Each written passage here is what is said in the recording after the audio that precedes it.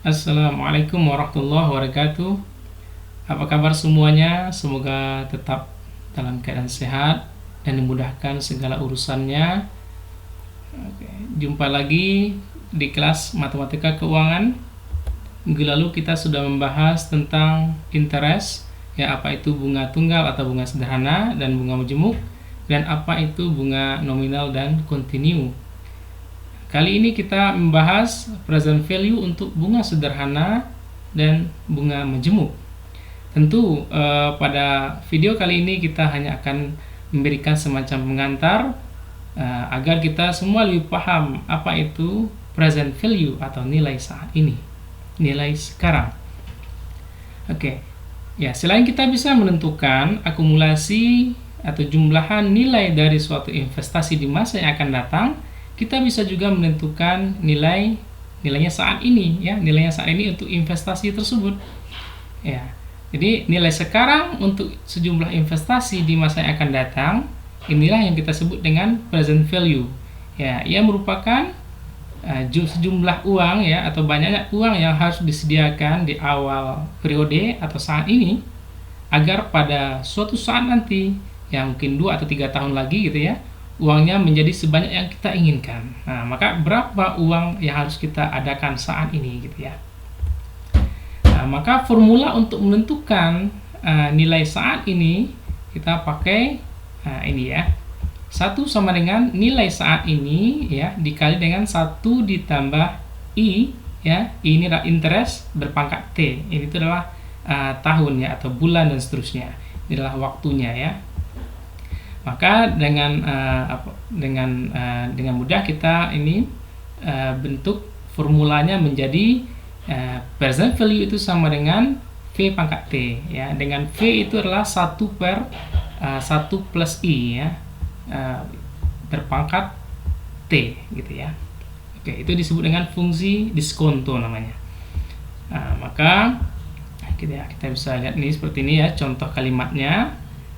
Carilah nilai sekarang yang harus Anda investasikan pada suku bunga 9%, ya, agar nanti 3 tahun ke depan uang Anda menjadi 1 miliar katanya, ya. Jadi kalau kita menginginkan 1 miliar 3 tahun yang akan datang, ya, dengan interest rate-nya 9%, maka berapa uang yang harus kita sediakan saat ini gitu, ya. Itu yang akan kita sebenarnya yang untuk bahasa mudahnya untuk menjelaskan present value itu seperti itu. Oke, ini juga kalau seandainya sejumlahnya bukan 1 miliar, ya, misalnya 5 miliar, maka tinggal dikalikan dengan angka 5-nya saja gitu, ya, atau K di sini. Jadi present value sama dengan ini bentuk atau rumus umumnya untuk menentukan present value, ya. Nah, ini present value sama dengan K dikali V pangkat T, ya. Dengan V tadi sudah kita katakan 1 per 1 plus I, ya. Interest rate-nya. Sekarang kita lihat contoh, ya. Contoh soalnya seperti ini. Jadi kita diberikan interest rate-nya itu 5%, ya, suku bunga saat ini 5%. Kemudian Anda akan menerima aliran dana sebesar $500 gitu, ya, 1 tahun ke depan. Kemudian 2 tahun ke depan memperoleh, atau 1 tahun berikutnya memperoleh $1.500, ya. Maka berapa nilai saat ini, kan gitu, ya, berapa nilainya saat ini. Maka ketika kita masukkan ke dalam rumus tersebut yang sudah kita sebelumnya tadi, ya, maka present value sama dengan 500, inilah nilai yang kita inginkan 1 tahun lagi, maka dikali dengan 1 ditambah interest rate-nya, jadi 1,05, ya, pangkat min 1 ini 1 tahun lagi.